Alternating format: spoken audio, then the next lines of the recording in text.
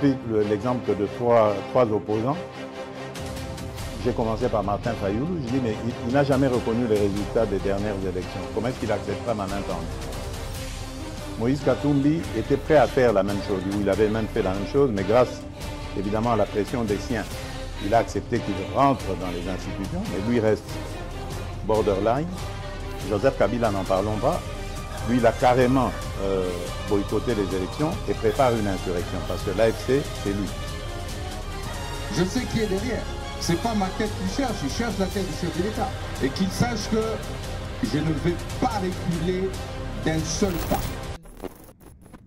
Hi everybody, I'm Pastor Greg Perkins with West County Assembly of God, and this is Pastor Roger and Karine Kabango with our Francophone congregation.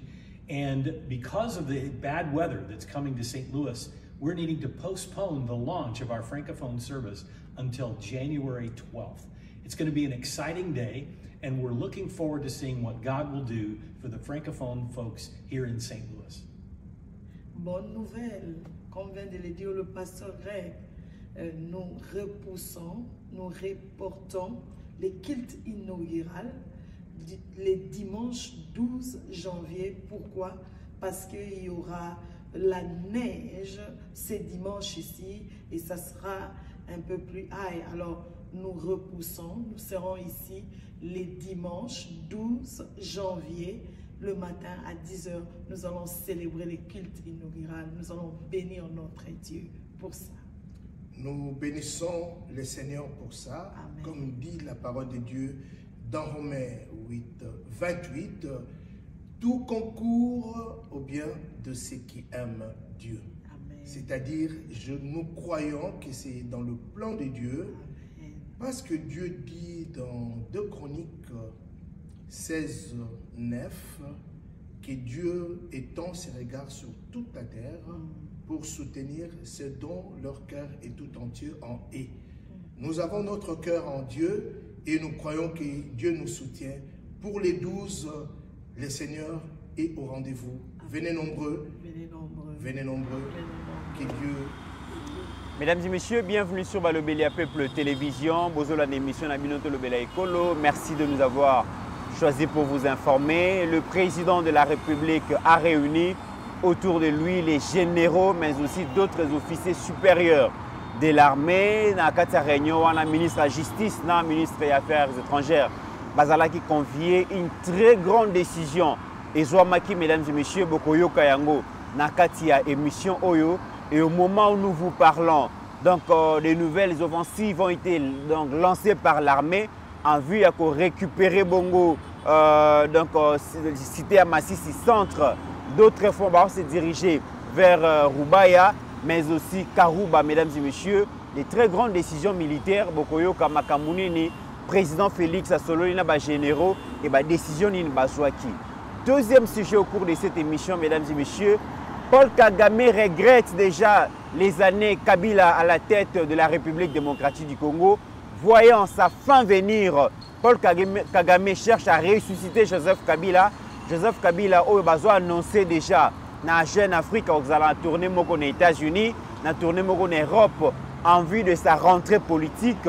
Et une rencontre avec Martin Fayoulou n'est pas exclue pour unir, pour réunifier l'opposition contre le projet. Il y a une réforme constitutionnelle au président Félix a initié. On en parle dans cette émission. Et le président Félix démontre aux Congolais que même en temps de guerre, c'est possible de reconstruire le pays. Donc, comment on a commencé que les engins sont déjà en place en vue de la construction. Il y a un nouvel aéroport international. Il y a Njili, mesdames et messieurs, là où Kabila a fait 20 ans et il a présenté des maquettes. Donc des maquettes ont coûté presque 550 millions de dollars. Mais le président Félix vient concrétiser, vient corriger les années sombres et la gestion de la République par Kabila et ses lieutenants. Et Pasteur Guillet est là pour répondre à toutes les questions que nous avons prévues pour lui poser en rapport avec Makabuma, Koleka Bongo, la République démocratique du Congo. Mesdames et messieurs, vous allez scotcher Nabalobelia Peuple Télévision parce que Makamwe Kobimawa et Kokamu Sabino. Merci à notre réalisateur Steve Kondier pour le grand travail. Merci à la présence Il y a Pasteur Guili déjà sur ce plateau. Sur ce plateau, j'allais dire. Pasteur Guili, bienvenue. Bienvenue, Ndeko Mitterrand. Merci. Bon début de week-end na bande konyon sur Balobeli. Il y a Peuple Télévision. Et Sika Bosolanda Biso. Nous sommes à Batelabino. Nous sommes à Bomabino. On est toujours ensemble. Longue vie à Maman Bijou. Il y a Papa Brandi. Na Toulouse, anniversaire et à la Kilobi. Nous sommes à Bombayo. Nous sommes à Batelayo. Et Sika bande konyon sur Toulouse. Maman Diane, il y a Papa Martin Chako Diumba. Et Sika Maman Sylvie Moulumba, il y a Papa Émile Bayali, Nzambe Abatelabino. On est toujours ensemble. Tchacho Pipo de Madrid, bon début de week-end, Nayo, Loboko Nzambe et Zalanayo. Donc, staff la diva, il y a Guy Omeyonga, toujours Nakin, docteur Dieudonné Kambangu Mukubwa, Nzamba Batela, Baya Romain Kitoko, commandant Olivier Delille, PDG Paul Makela. Nzambe Abombabino, donc Ndekomits Malobe Panayo, donc Lelo, le 10 novembre, toujours Canis encore, la nuit du 10 au 11, non, le 10 janvier, pardon, toujours Canis encore, la nuit du 10 au 11 janvier 2019. Tension, il y a causé la présidente de la République, Félix Antoine Sekei Chilombo, voilà. Donc, toujours Malobe Panayo. Très bien, Pasteur Guili, le Congo est en train de gagner, le Congo va gagner, la RDC va finalement récupérer ces territoires où ils allaient bon à Maboko, il y a aventurier, il y a M23 et renforcé par l'armée régulière rwandaise, mesdames et messieurs. Bolanda extrait Oyo, il y a Conseil supérieur et la défense, premier Conseil supérieur et la défense après que Mokonzi Mboka a opéré changement. La chaîne, il y a opération militaire et pas Iwapi, FRDC et Zubongo général, Zubongo chef d'état-major et Sika. Nakombo ya Jules Banza Mouilambwe.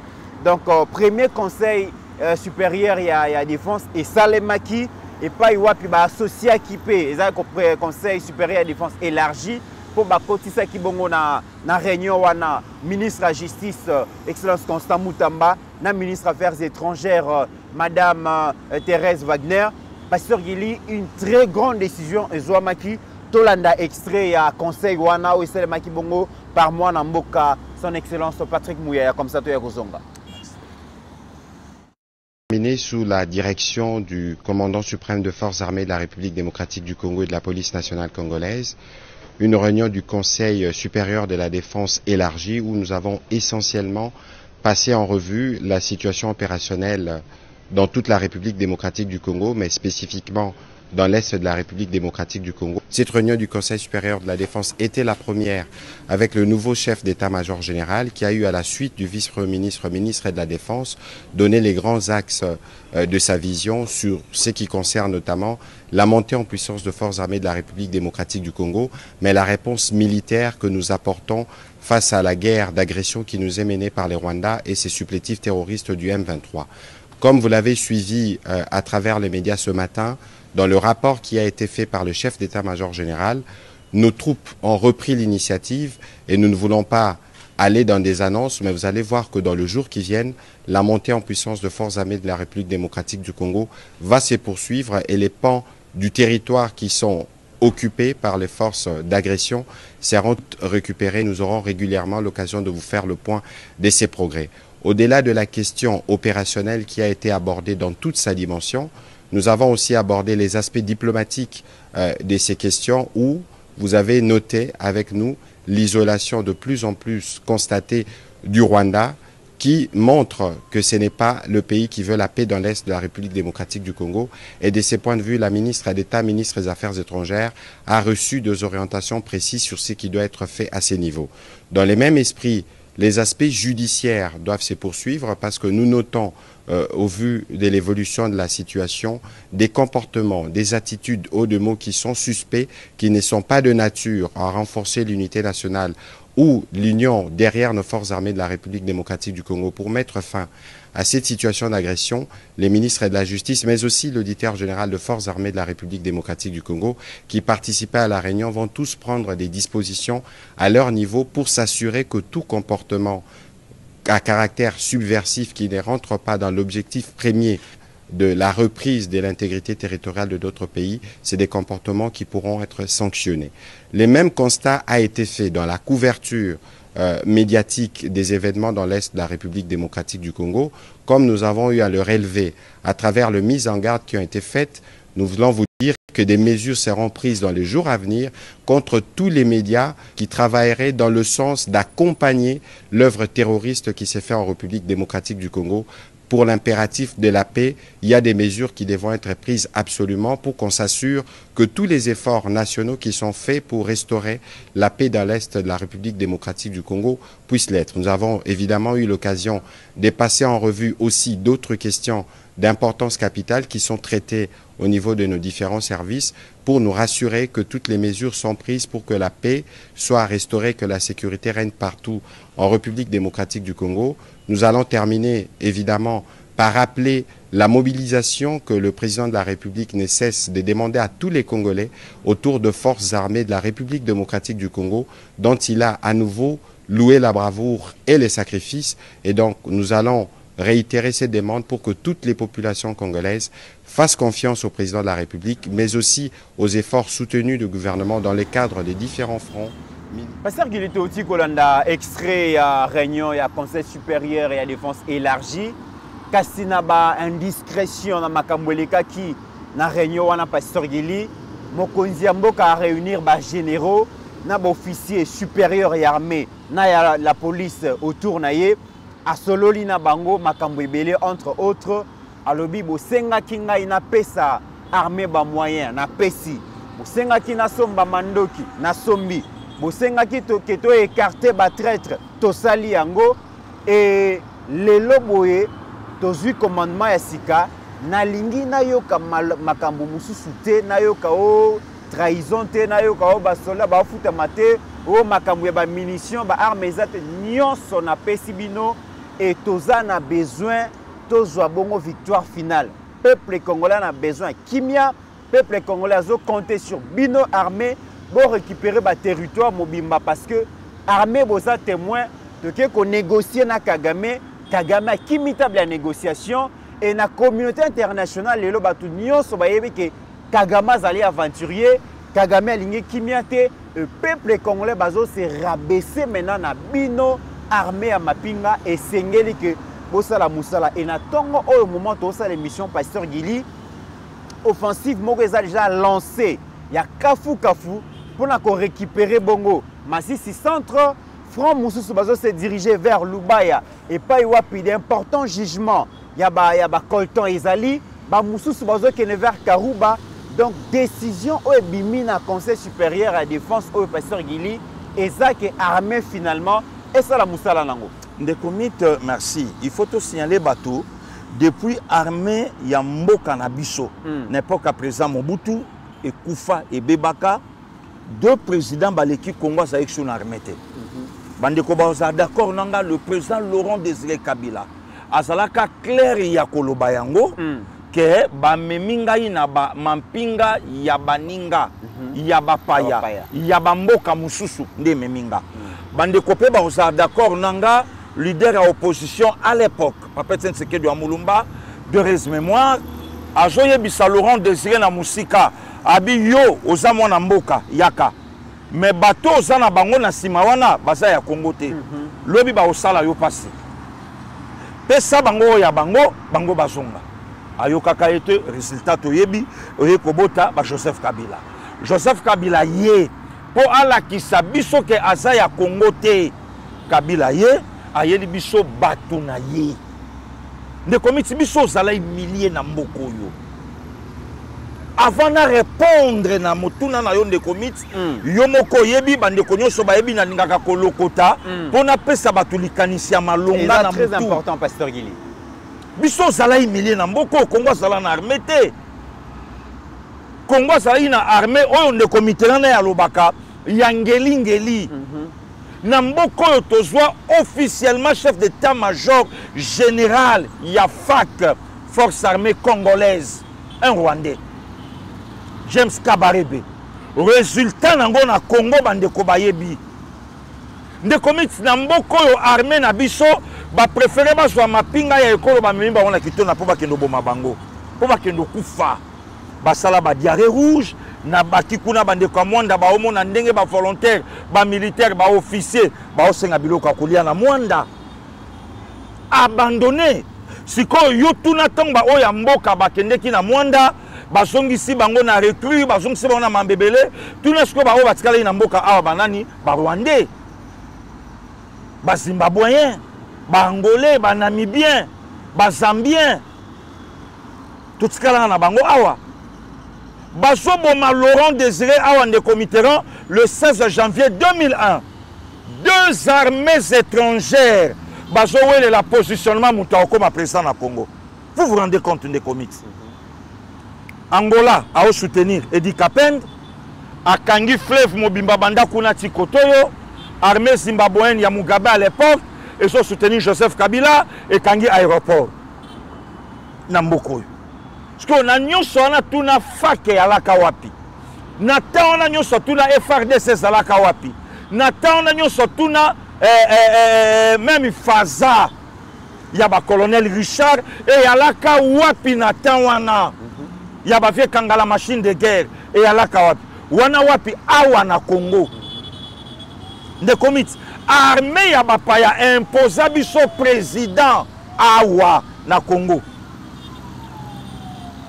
Botika aéroport polele di nana sana aéroport Songolo Pakala. Di jet mo kezo kitaona batunyo so ba pesa ngo mu Congo. Bakiti di mutu ki alaki na sepa ala kei mutabalu ki aya bendi kitsa Laurent Désiré Afandi alongoli bere azui a kotisia général le Chalobi abi c'est lui Nambuko ndeko mito fandi armée lokole alaki ya kopanzana même quand ezangaki namai na eloko akolia na lotiliki. Il faut préciser, pasteur Guilé, quand il y a unité spéciale, camp présidentiel. Camp présidentiel. Et Zangaki Yango, Congo avec un président militaire de comité Ranaya zéro. Pendant 4 à 5 mandats de comité Ranaya, alors chaque fois qu'il y a mis na plateau na Mboko. Ne comité nyo choisir les cas kaka na mboko de comité armée na biso na le bité na benga ngo ya biso mais armée o esalaki awa esanga itenya olata teni ya olata même ba teni faut que so malibanda de comité même place militaire ko que soit traitement esanga ki na mboka na biso avec quel président soi-disant militaire. Moutoua yebi valeur ya armée. Différence na maréchal Mobutu a comme un militaire à lobby na tia kamaele na ngai na ba béret rouge nenge ba telemiao. Otali pe ba béret rouge yango yo moko lobby oui effectivement président Mobutu a tia ka vraiment maele na epe na ba béret rouge. Lobby mibali bazaliao. Mibali ba telemi contrairement na Joseph Kabila. De comité tanyo soana eleki selon prophétie à Renard Bonke n'a parlé du peuple. Dans 2 ans, dans les années qui viennent, Bakoboma le président Zaïroua, mais Mouto Yakoya, peuple Bakomona comme Moïse, mais qu'on a la joie moko ya courte durée. Awa n'a parlé du peuple. Awa na olo ba makambo de comité et ça na bateau bazala. Na katia mate yawana. Mais après cela, tant que Koboma Mouto soi-disant Moïse, le pays cause à la sombré, na opprobre, na humiliation. Il y aura des dirigeants cruels, Obakoya, tout ça. Et l'Obama avant, qu'aucun n'a été que Tokoye Baka Joseph Kabila, qu'aucun n'a été que Tokoye Baka Laurent Désiré, qu'aucun n'a été que Tokoye Baka le président Tshisekedi un jour de comité Ranaya. Après cela, le peuple sera dans la joie. Ah, les comités. Le peuple sera dans la joie quand le peuple biso. Joie wapi, armée ou sera qui détruite, armée ou sera qui terrassée. Les comités, armée babandio tongango, lobi na ebisaki yo. Armée babandio tongango batongi armée armée zanga place aux soins médicaux batongeli armée hôpital armée zala qui infiltré babimisi bapaya sorti le lope ba continuer ka kobima armée oyo chaki mutu na se devant monguna armée telemi armée oyo toyokaka na front babanda kobunda na AK-47 obeti ebende wana nyonso eteli ekomi rouge ekomi moto obwaki yango to olongoli teni na yo olingi yango me teni nyonso ezozika na ebende ya mundoki na armée ndeko mitera armée na biso lelo ekomi na ba hélico de guerre nayebi te so acheter image wana aza nango hélico de guerre ndeko miti donc tomona babiloko wana Rambodé, tomona babiloko wana Delta Force à Chic Norris armée et comme na hélico otunyo lobi oyo armée soudanaise oyo armée sud-africaine to armée ya biso avec des jeunes gens formés ou va répondre plus de 50 000 jeunes gens va répondre na appel à chef de l'État babimité badu formation awa na RD Congo. Alors aujourd'hui le président de la République a tout ni bango. Maintenant qu'est-ce qu'il faut faire pour armer Nabiso et comme Makassi? Président ça. Ok, moyen yango. Wana nanya zolo bango de comité rana ya pasteur Gilité Jean-Pierre Bemba Gombo. Pas n'importe qui. Bemba Bundana Arma Mboko. Ayebi ndenge Arma Mboko ezala. Bemba Kola awa na Arma Mobutu. Ayebi ndenge armée ya maréchal Mobutu ezala. Bemba donc avant di awa mais Bemba telemi alobi depuis armée ya mboka na biso ezala pour la première fois président de la République a un moyen à côté sango na kata armée. Le comité na tokatisa yango blague. Tokatisa yango bilobela. Le comité na tokatisa yango n'importe quoi. Aujourd'hui, résultat yangoyo. Hein? Armée Nabiso a faire face na bateau bazana est collé quand même IAC. Armée Nabiso a corrigé CDAO na est. Na moment où ndenge o sala nanga émission ngo ya minga na plateau na yo de comité armée mutu abandi ba rebelle lelo. Il y a une initiative. Habito betana. Nga fona récupérer lelo Masisi centre Rubaya lelo de comité lelo toi le 10 janvier 2025 armée mutalamuki na Tongo abi na otikelo tenté donc ndenge to sa une émission mbuma e obetama na ndenge osaka na tête puisque sur mterobi na biso depuis Tongo ya et balobi mokonzi aza tellement déterminé à lobi azoze la résultat aux agents général, nommé aux responsabilités, la qui c'est qui général dans le terrain. Le comité là, soyons sérieux. Nous sommes oyo armée sengai na Congo. Voilà. Congo a passé à 98%. Nous sommes. Parce qu'il les a facilité sengai batoubaye bayango hein. Parce qu'il était là déjà nombre de soldats na biso bazali, soldats balé la ralisu sous arriérité. Ba futa kabango chaque mois soldats commis propre. Soldats Zolia, Ndenge Sengeli, mais République Pasteur Gili et Bakisi plus de 50 000 hommes au Sengeli. Pour lier ça, pour lâcher ça, pour avoir en charge, pour payer ça, pour mandat, pour payer ça, pour munitions, c'est une lourde responsabilité. Mais de comité Congo est sali yango. Nazoye bisayo. Soko talibi bundeli oyo FRDC a nango lelo. De comité biso nyokwami. Na ba rebelle na ba colline mususu moyen ko simba bango ezata moyen ko matakuna ezata o matandeni mais lelo eliko ematie pandi bango lelo de comité ran oyebi mutu tango telemaka na tongo ke koluka yo moko za papa yo moko za parent yo moko za responsable tala courage nino la mukana ngo na tongo pona oluka oyebi kende na bimi boye na tikeloko ya malonga na ndakute mais nake na courage na bonzambe et l'okopé koti yo ana pe na pourquoi ozosongaka de même na armée na biso de même na armée la mouki c'est pas pour yo moni même président de la République avant d'ici bango abisko to sani mon général Gilles Banza oui commandant suprême je crois qu'il y a eu Rwandais, hein. Au Kaboli peut maquilate, hein. Voilà. Si on a mon différence, il y a James Kabaré Benayo. C'est ça. Sera Kabila pasteur Gili bazo tinda ba soldat na front na Goma, mais bazui do apesi ba minduki, bazui munition ya minduki wana. Batindi yango na Kisangani. Donc soldat commis na terrain na ba arme écoute et bloquer ça la rate. Le comité ba munition. De comité ba arme wana te. De comité. Ba tinda ba wana ba boucherie pasteur Gili. De comité naya.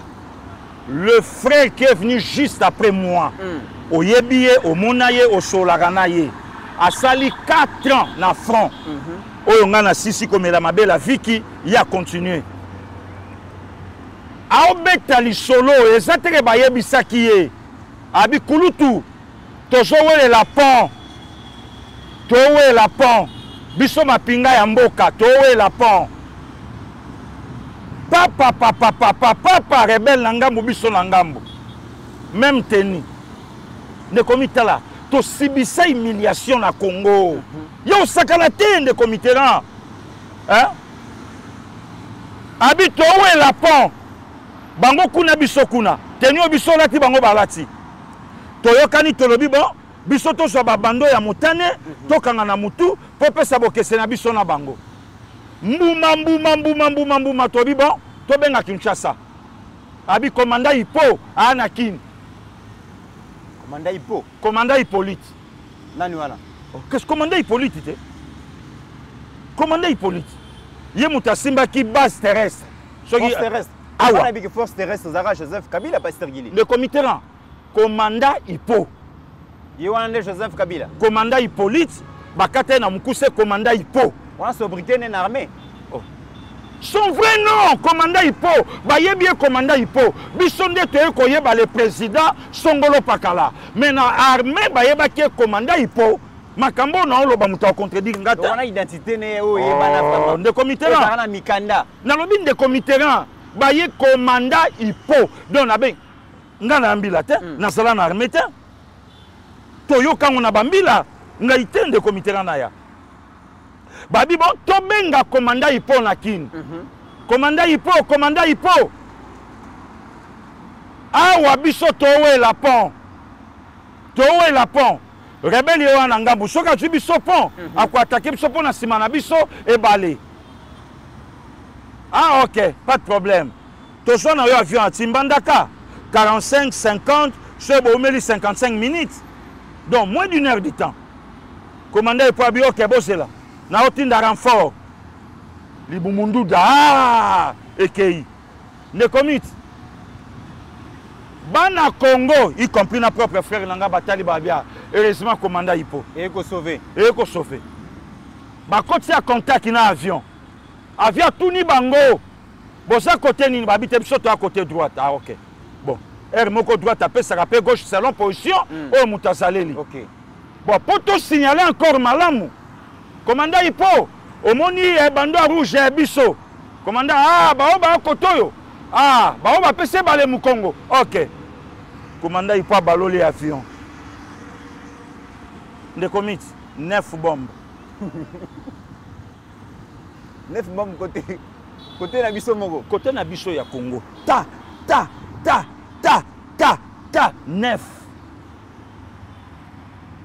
Et lobi bango moko na front rebengo comme sepela bando benga ibongo rebengo a sepela ne comité là peut-être tant suba tun suba vandaka babeta lisolo na zwali boma na tambola na ba phoni nyonso à l'époque phoni na tambola na ba phoni ne comité batu ba kweya na bebale le ki oyeb sanga lobi frère na mona mutu ya masa e katani ezoloba menzoto yangoyo mutu e katani e loba menzoto yango Kabila banotinda ba soda na biso mana boucherie akufi to azali namona makambo na oloba même na commentaire mutu do passer gili nga pende konanga na oloba oyanga ndeko to monango to suki wana tende komitera ndenge FARDC la mukeli rebengo na tongo. Na tongo ya le 16 janvier 2001. armée ya mboka etala na ngambo ebale kuna rebelle ando beta yemo masasi likolo leki ayebisinga bi yaya totelemi tozwi bibundeli to banda otake me aotake ne biso te rebelle aza informé que Laurent Désiré akufi mais armée ya mboka baaki diba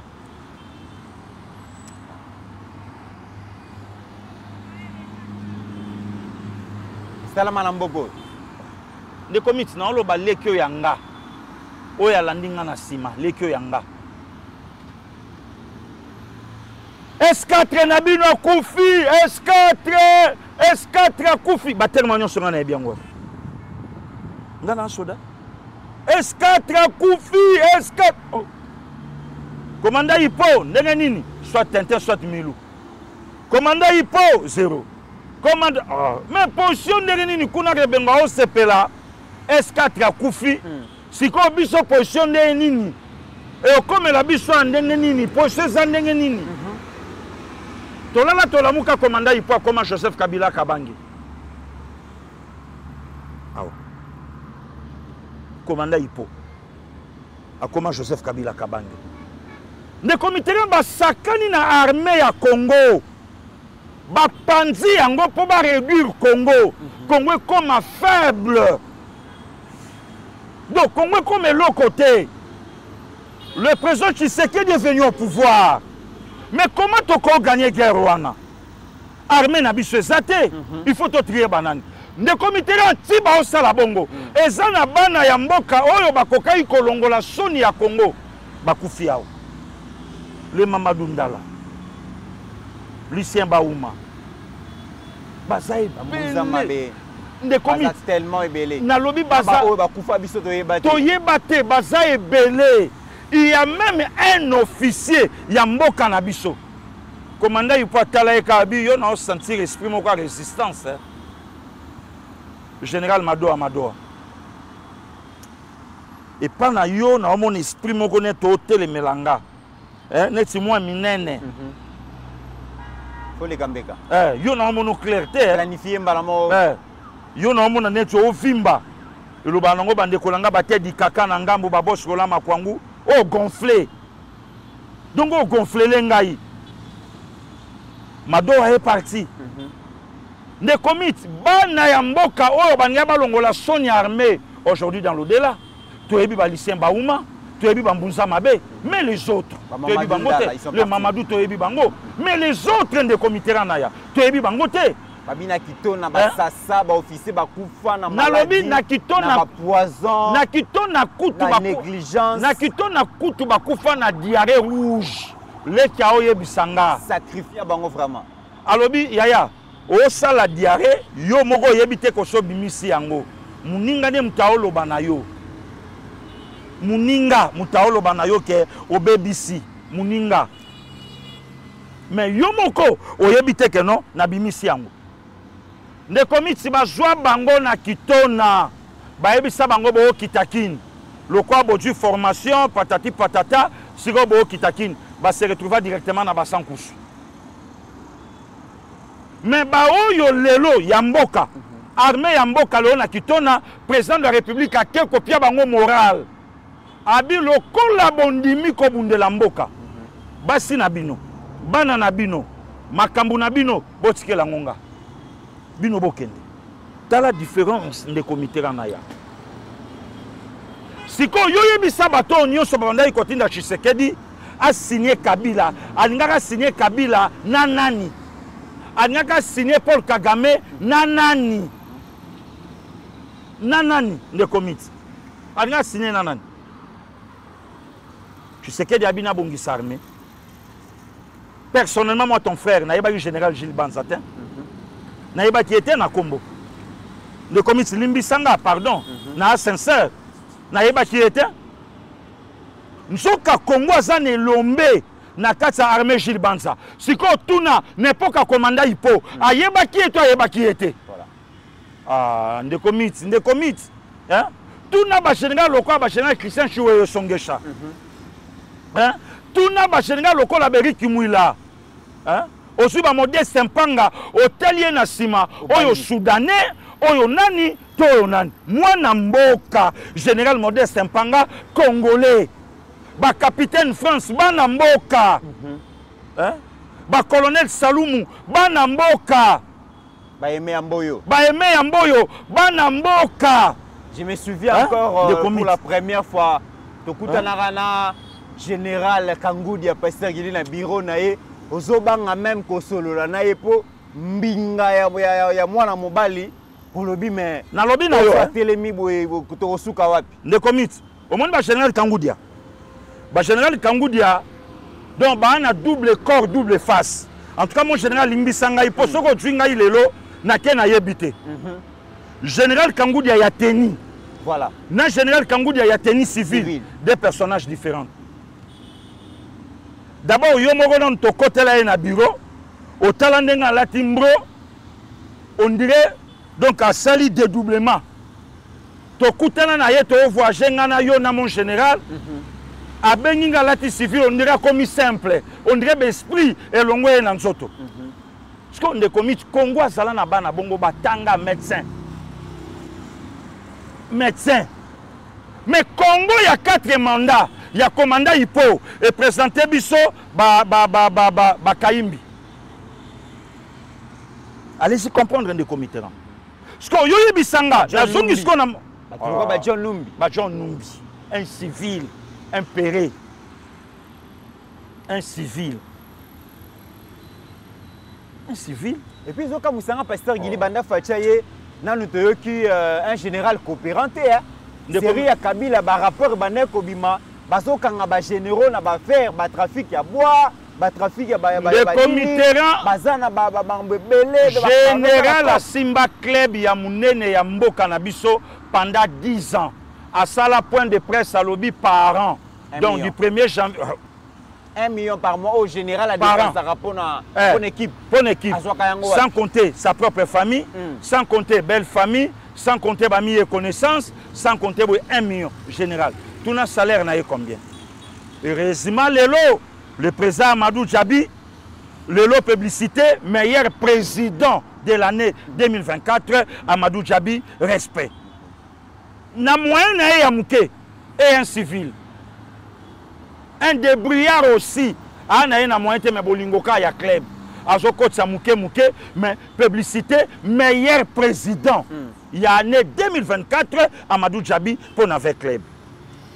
Ne commit na mboka oyo club ezwa président gouverneur yo tuna jeta sombela ka club wana lelo kenda wapi yo tuna club wana ezo ya Kinshasa otali ba cortège ami tuka ya babus lelo baza wapi to comment na niveau wana mais aujourd'hui avec le président Tshisekedi ne comité en tant wasisisko makamunionso na moment oyo Kagame skwazo bundana fati oyo batu nyonso baloba aozelani po attaquer ne komite na vanda mukomsu c'est pas kulutu nanga Cicéron ya nanga Willy Bonda ki abeta amemanga kuna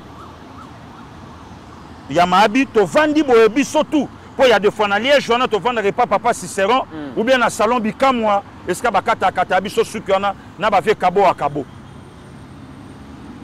ndekumuka bandi ko takenga Fachinda signé et loko ezanga ka Facha signé Facha kotsa kaka esprit bongo lelo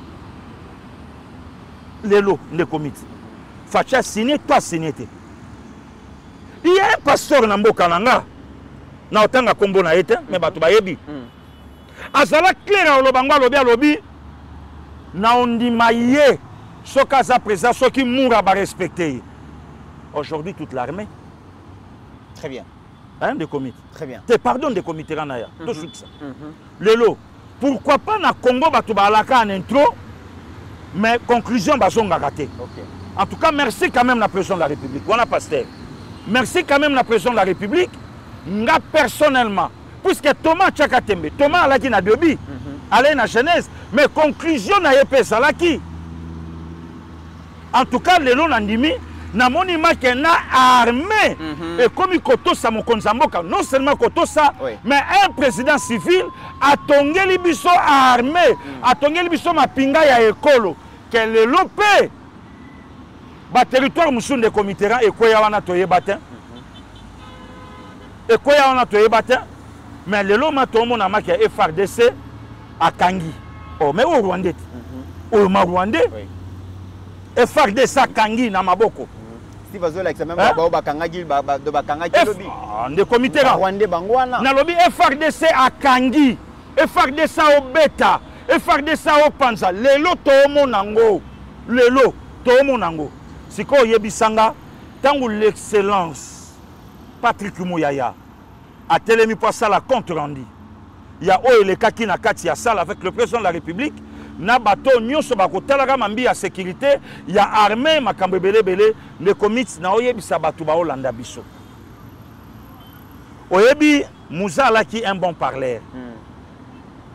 Batu balandanga très bien. Mouzé Laurent Désiré, un bon parleur. Le quoi yeba le poto kitoko. Sokao loba aopia bino goût. La guerre doit rentrer là où elle a commencé. Et le bon Dieu va regretter de m'avoir créé, moi, Mousé. Donc, créature, créateur a regretté. Mouta à quel C'était fort. Non, les comités. Le bon Dieu va regretter. T'as la Moussa là qui est un bon parleur. Ça c'était fort. Je vais passer sur les Rwandais. Je vais passer. Mais le président Tshisekedi a conjugué passer dans acte. Passer à Koleka. Dans acte. Dès les rejoindre la place où ça qui na acte. Parce que Moussa n'a passé dans Rwanda. Na James Kabarebe na Congo. Moussa n'a passé le colo ya Rwanda. Na Bizima Kara, chef de diplomatie. Congolaise. Moussa n'a passé dans Rwanda. Naba tout ça on a kati mboka. Mais ce n'est pas le cas avec le président Tshisekedi. Ne commit na Congo na koka ko tombo la mungongo. Ya kotanga kombo a Kagame awa. Mais Kagame alaka le demi-dieu. Le président Tshisekedi a utozalana. Et le Congo nini? Il y a des militaires qui y a 2-3 jours passés. Cérémonie à prise d'armes. Cérémonie à prise d'armes de comité Rana, merci. Oyebi que Salama Awa, président de la République, a commis, commandant Hippo, a commis. Kagame a comité. Babi cérémonie au Bandateto, c'est la Kagama Zoya. Je pense que 50e il y a indépendance à RDC. Le comité Rana, 2 heures après. 2 heures après. Kagama Kiti. Cérémonie bandit. Awa, la République démocratique du Congo. Quelle humiliance! Quelle humiliance! Mais aujourd'hui, ce n'est pas le cas. Le lot, vous sentez que le président de la République a oyebisa. Au moins le lot, vrai problème, il y a Congo et Yébani. Même dans Bisso, même dans Bapaya. Bayebi ke Moutao Tungisa Congo Paul Kagame. Bayebi ke makambo yo commanda Hippo andimaka ya mixage na brassage devant M23 devant Kaguta Museveni na le géant. Le président Tshisekedi a dit non avec tous les risques possibles. Très bien. Oyo ekutaka Laurent Désiré, Félix Alobi, NON advienne que pourra. Merci les comités. Alors Steve Kondezongi c'est la biso en illustration déclaration il y a excellence Patrick Mouyaya. Nenge batile makina ba officier supérieur ya armée bozomona yango pasteur Gili pembeni ya excellence Patrick Mouyaya tomoni présence ya ministre ya justice ministre d'État en charge de justice Constant Mutamba na ba indiscrétion tant que koti na kati ya masolo pasteur Gili le chef de l'État a exigé qu'il ministre de la justice azala parce que ba koloba makambo ya armée makambo ya défense ministre de la justice a kosala nini kuna balobi ndenge yo moko lobaka Fachi a deuxième mandat c'est le Fachi combattant c'est le Fachi ali ya Kamino Fachi a bengi ministre de la justice na kati ya réunion wana ayebisi ba officier supérieur que ba blague ezalaki ba laisser aller ezalaki kasi na minute oyo peuple a besoin kimia na lingi su ba aventure te moto nyonso akolia mbongo ya armée ba pesi yo mbongo ya armée ofuta ba soldat pona kati wana auditeur général pas alaki ba pesi yo mbongo ofuta ba soldat olie yango Pas seulement au Kangami Pasteur Guidi, peine de mort. Au tenir à soldat, au détourner en peine de mort. Au trahison, peine de mort. Ba officier balobi mo konsibiso peut-être ça la musala mais problème que ça que R moko tozara trahi par la communication mais aussi la déclaration il y a bino acteurs politiques.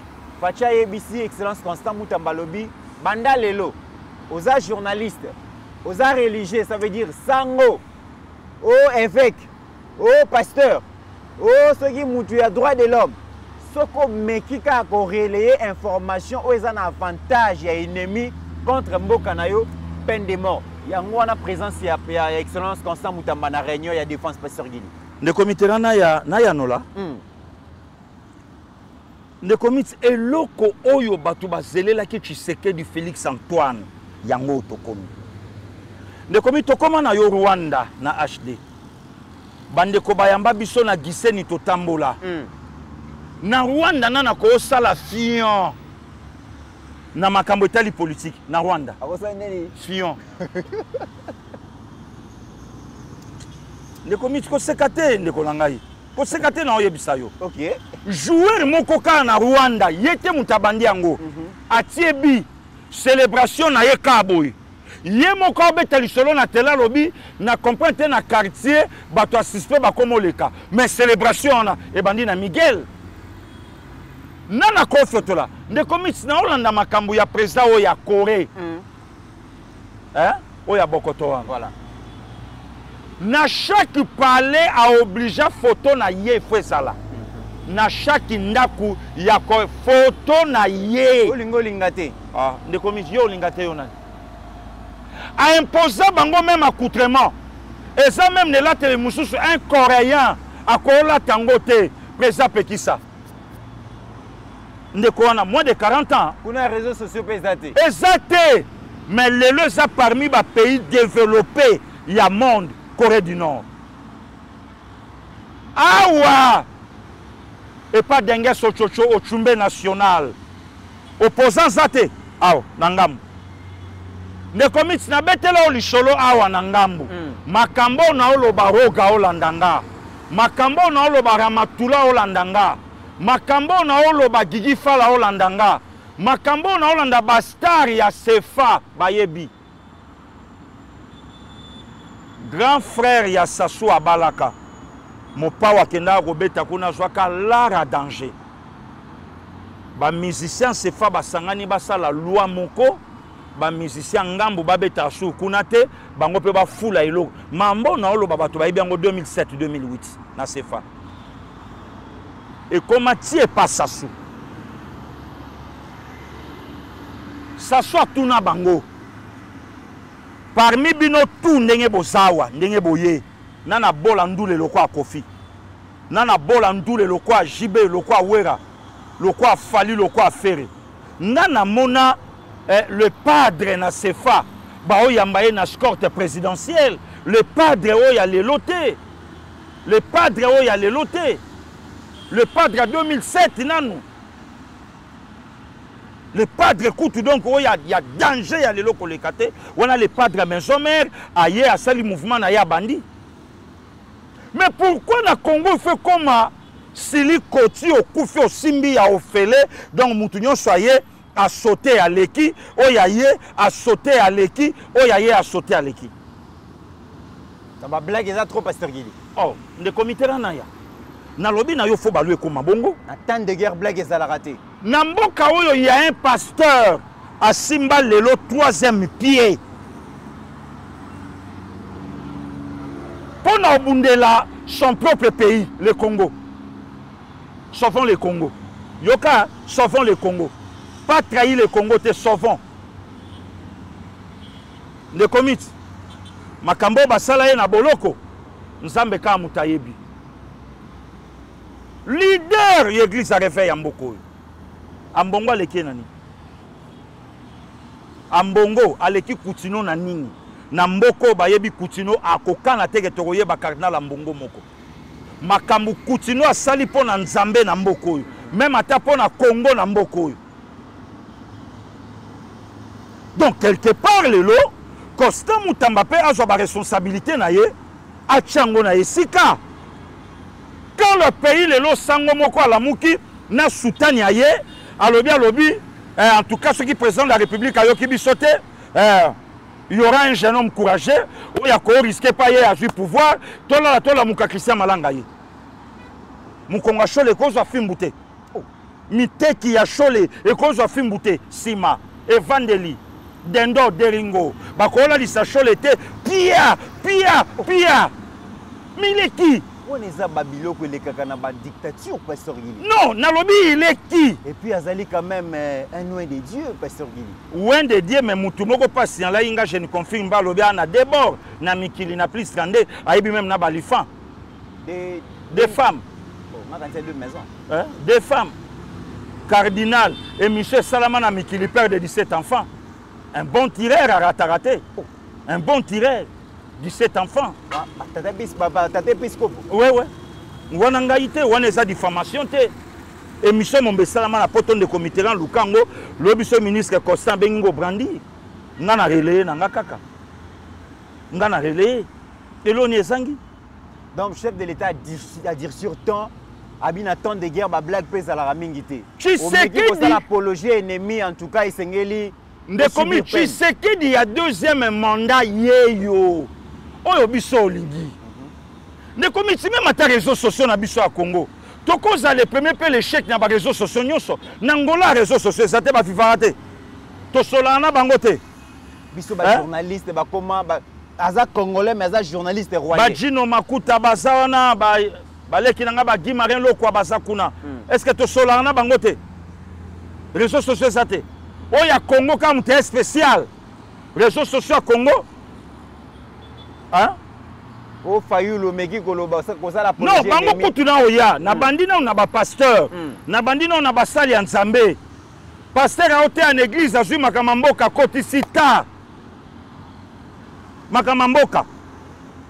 À côté ici, l'église. Pasteur. Ne commit. Oyebi makamu kutuna vivant na mboko. Hein? Tout n'a pas pasteur qui papi Katumbai. Tout n'a pas bishop John Mboko. Tout n'a pas papa Claude Biongo, tout n'a bango. Tout n'a pas ancien Gingo là-bas, betelo li solo. Batika e bolumbu. Bongo le loso ito longoli ambongo soutani. L'État. Et longoli soutani. Kadhafi kutu ba longola e. To bando quand ça Kadhafi azana ba poitrine. Nzoka Kadhafi simple karabo de lokwa passer gili. Donc ba bubu wana banda ikola tane mtenda ofimbi e. De même aussi na ambongo. Ce ba longoli problème. Balongo la Koutino. Wana kutu po zobunde la Congo démocratique. Hein, de comité là. Cardinal Bambongo pe abia zobunde la bampate. O ba ko nyokoma. Et a passé Pemawa. Donc lelo tant au président de la République à côté ici. Bamiibi ya mbongo ya l'État. Makambu ya lokuta. Na corporation ya basala nzambe ba pasteur basango bango ne comité est-ce que so yoka mokambi moko ya église ki mbangiste oyoka ina mamba politique ba papa Simon ba papa Zako ba papa Arma bango nyoso so yoka bango tozo yoka kutu pasteur Gili na Rwanda basango na ba pasteur ba autre bazote ya bandimike terre promise na bango ezali na Congo ezali Masisi bazo encourager armée à kende ko récupérer Masisi mais pas na bisowa okoyoka sango pasteur azo na namo oui sango akoloba ke mboka eza en faillite azoluka ba pesa serveur central azoluka tende comité de comité kasi ba pesa serveur central bango nde ba gérer église ba ko gérer te il y a un prêtre Abbé Fundu. Autant de documents. Abbé Funda Lobby depuis Nazala Abbé pour la première fois archidiocèse à Kinshasa.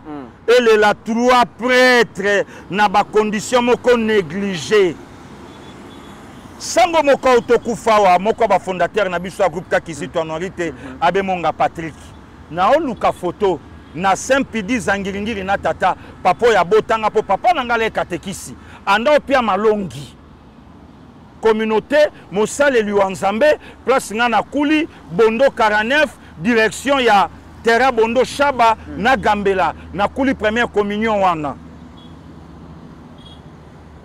abe fundu a commis aolela basango négligé puis quel ba prêtre l'archidiocèse à Kinshasa shola yoki angote ambongo yoki angote de comité na ya maître Christian Bosembe ministre Costa Mutamba atia PK na réseaux sociaux oya biso de commis ba journaliste balobi ça bino boza ba dictateur boza pire que Kabila babina sera Kabila bandolo ba mingi te menda katika connexion makambo isili mais bino bokomi ko menacer ba journaliste pour na peine de mort pasteur Gili de comité là na mboka oyo ezanzala te tika lelo na lobango na micro oya koloba lobi na ye na mboko to aka na problème moko ya discipline le comité biso to aba na série 7 biso to zo éducation na ndaku ke na classe biso ole na bayaneli na ya te mama zo sabineli kanga makolo osana bande kono ya mibali yo Gili sokolia ko fungola ka munoko na yo te biloko akatse monanaka to jango wapi nanda ko di na sali Gaza maman so sali yango la prochaine fois il faut présenter des esquisses na bandeko to jango wapi nanda koute hein mais toute une génération de committérants oye na sima na biso et raté yango alors mboka est éduqué le loto comme na basala nzamba zo répondre moui le loto comme na basala nzamba telemi alobi nzoto na anango sebo monyango na boya ka scandale yango na lataka biloko minene le loto comme na basala nzamba osala apologie il y a tribalisme il y a guerre à est wapi na cher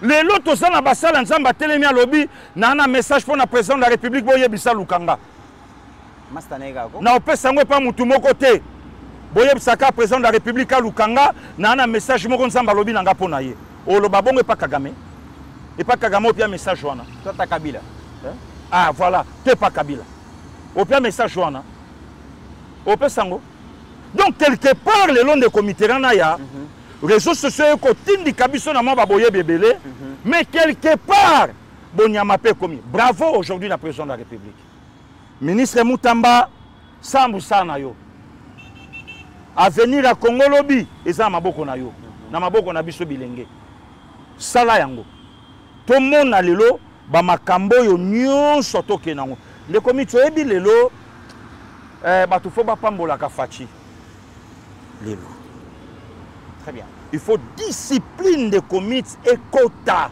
na mboko voilà. Mesdames et messieurs, Tozo Kende Malembe pour quoi atterrir.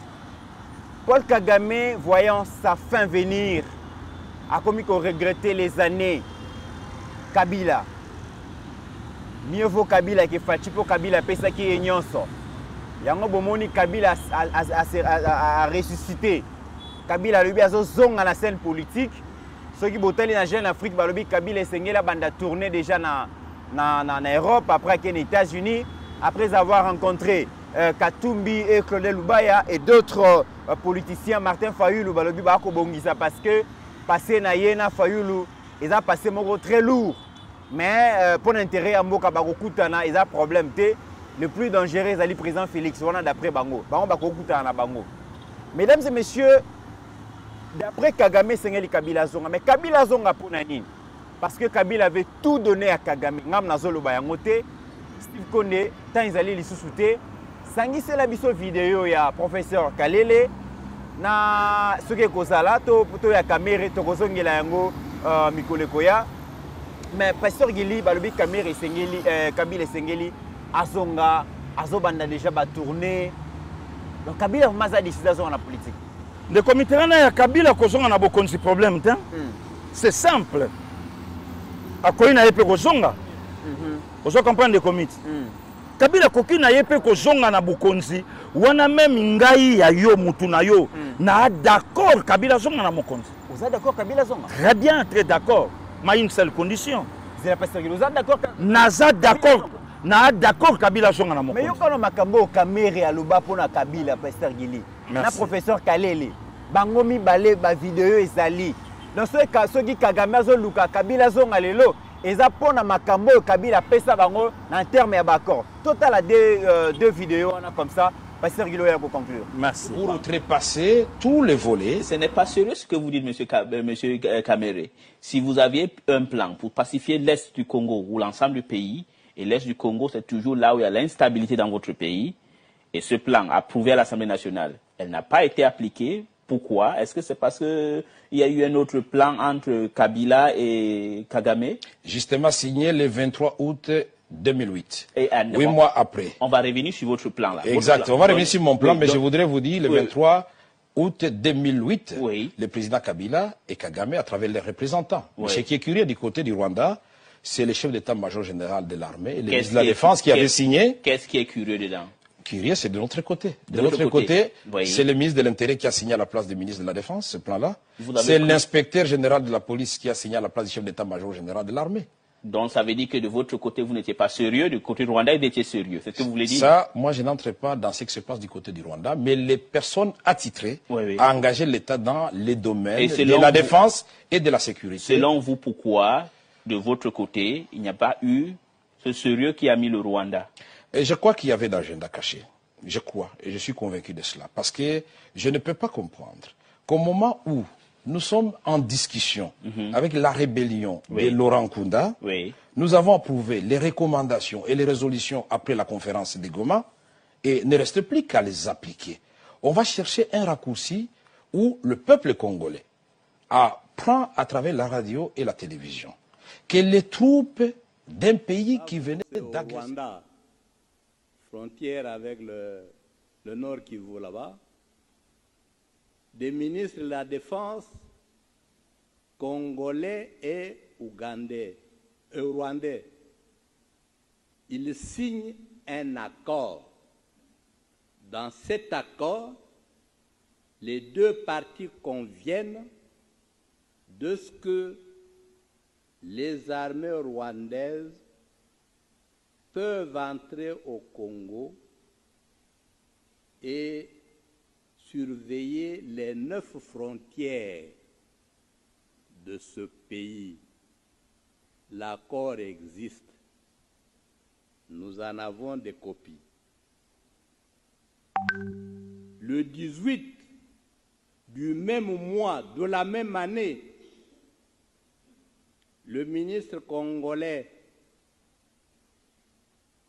et le ministre rwandais des Affaires étrangères se rencontrent à Kigali. Ils signent un accord.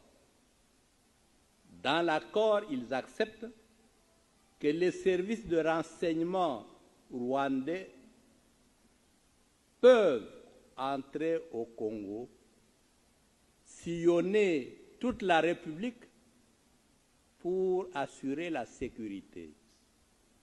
Ils le font chaque jour. Nous avons accepté, pendant que nous dormons, les autres circulent, repèrent les sites miniers, contrôlent nos frontières, sillonnent tout le pays. Enfin, c'est-à-dire pour l'exposer, parce que les données, nous en avons à revendre. Vous connaissez le fameux accord. Pasteur Gili, Kabila Zolinga Zonga, Kabila Linga Banda ba tourner, Kabila Bandi ba concertation, la milieu opposition, mais ce qui te plongé n'a passé, c'est très grave, Pasteur Gili. Le comité Rana y en a continué phrase pourquoi Pasteur Gili Olinga Kabila Zonga, Kabila koine Zonga problème té, mais Kabila pas Zonga na Congo comme président de la République Fabo Tamambalami Balé le quoi Nicodème. Poison Tamambalami Balé. Balami Balé.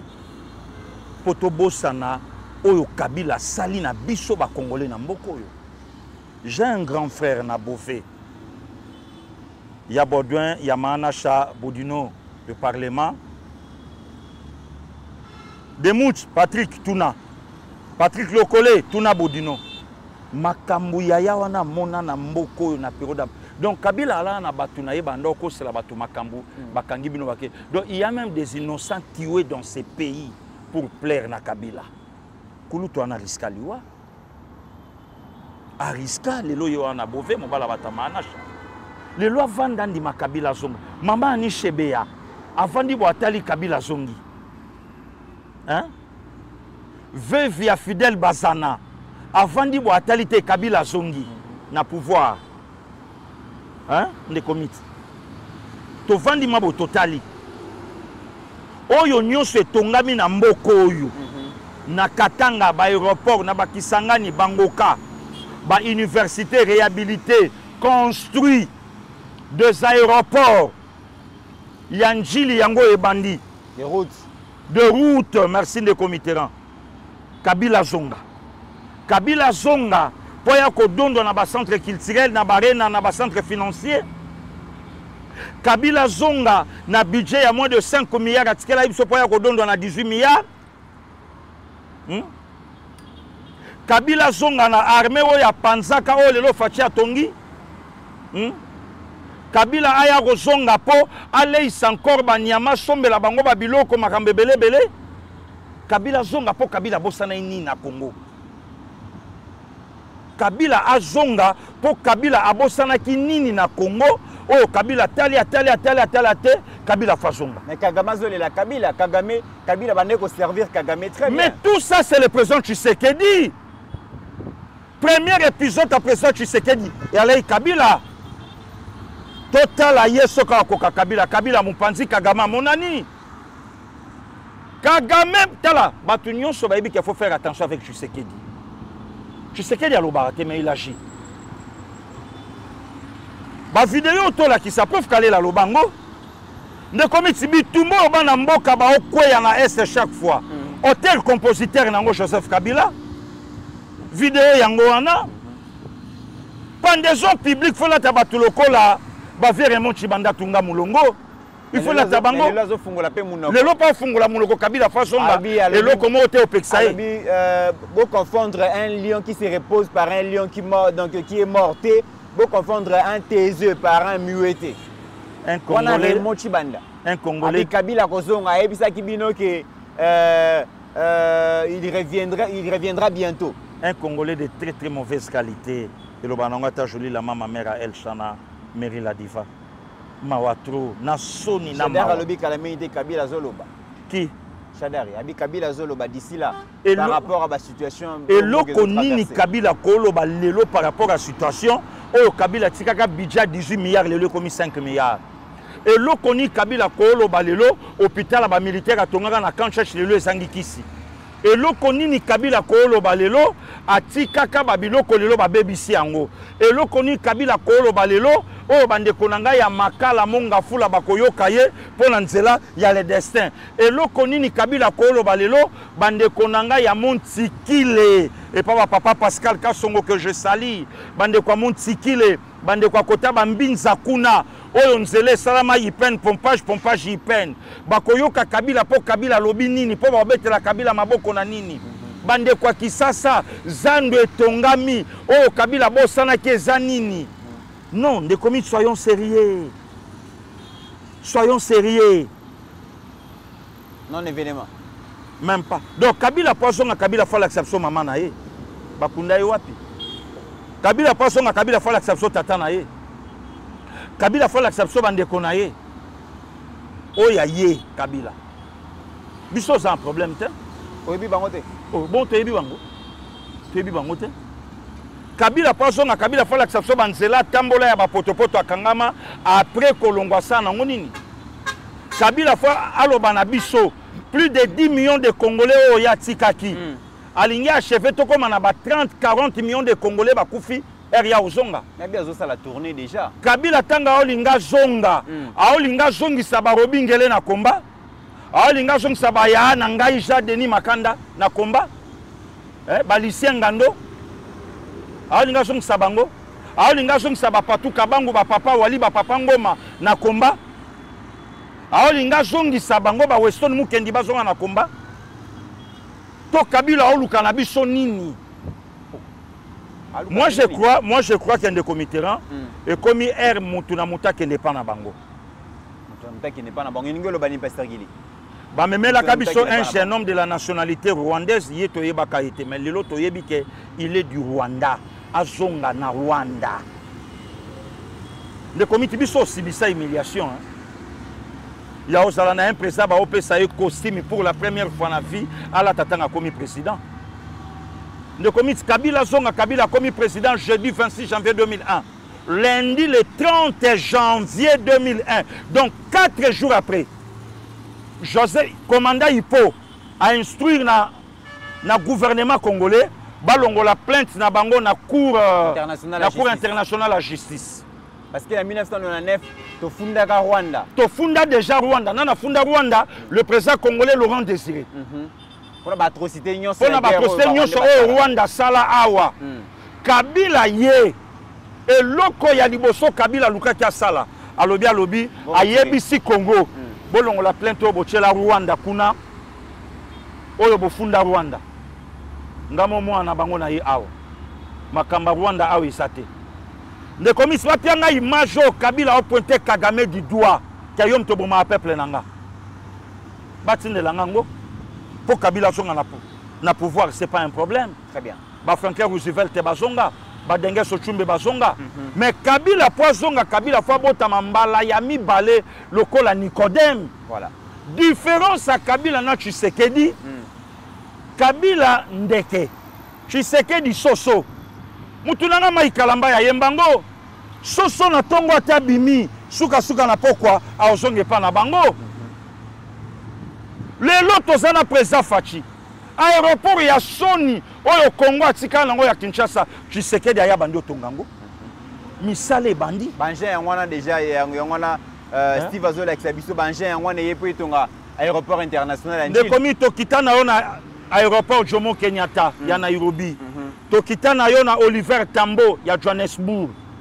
Mukolo na kitaka na aéroport international à Itro et pas bayananga donc abe ya Majili. Mukolo na kitana mona aéroport à Nairobi mais o ya Londres à l'équieka pona Miguel. Ndakutu na koyebisa même l'état congolais. Aéroport Angili va baptiser en po ya la rappel Angili ti ala nansele ba baptiser même aéroport international Patrice Emery Lumumba. Maintenant la aventure Kabila ça na ba 555 millions. Maquette wana écouta 555 millions. Na ko rappela ka la reine de Londres majestique mukol anniversaire na ye le 2 mai 2014. Congo a bimisa 555 millions mbongo na biso ba contribuable congolais. Kiou Kapona ba maquette ba aventure wana. Kabila c'est 40 voleurs. Kabila Alibaba, c'est 40 voleurs oui. Film on a tout ça nango succès, signé Patria, signé Doge na Kimbangu, signé Toyota na Coin Yolo et Kangamina résidence. Il y avait Nabiso don péril fou Mwangiringiri et Kangama. Donc toyebaka babiloko wana tout. C'est possible de mener la guerre et c'est aussi possible de donc lelo Kabila, il faut te conjuguer na passé. Ba tour nyonso Kabila asala na ye, ana mbongo na ye. Kabila kene ba Europe, Kabila kene partout. Ana mopatas na ye, o nyonso subiso na Congo kenda nango, mais Kabila po zonga na Congo. Kabila fa marcher sur ba corps na biso. Très bien. Kabila marcher, a chuda yoki ma kenga na daye, a chuda du avion, ba ping sibiata ba bongami ba ah non. Bon, tu es quand même toujours na mabele, ça va. Avec exaucé Guigui Lungwaya sali prière na kenanga pepele mais car ndenge tozaka boy rien azonga pa bosana ini. OK. Pour ayer la biso sous ba pancarte boye tout au long limité République à maquette na ya maquette Jean-Marie Kasamba. Est-ce qu'on biso fort vieux Kabila sakai na biso na chaîne. Oh République à maquette. Mesdames et messieurs, nous sommes arrivés à la fin de cette émission. Merci à Pasteur Gili, merci à Steve Condé pour la réalisation de cette émission. N'oublions jamais que la RDC, malgré nos divergences d'opinion, la RDC reste et restera toujours plus grande que la somme de nos ambitions individuelles. En attendant, mesdames et messieurs, portez-vous bien, car chaque jour est une vie. Merci.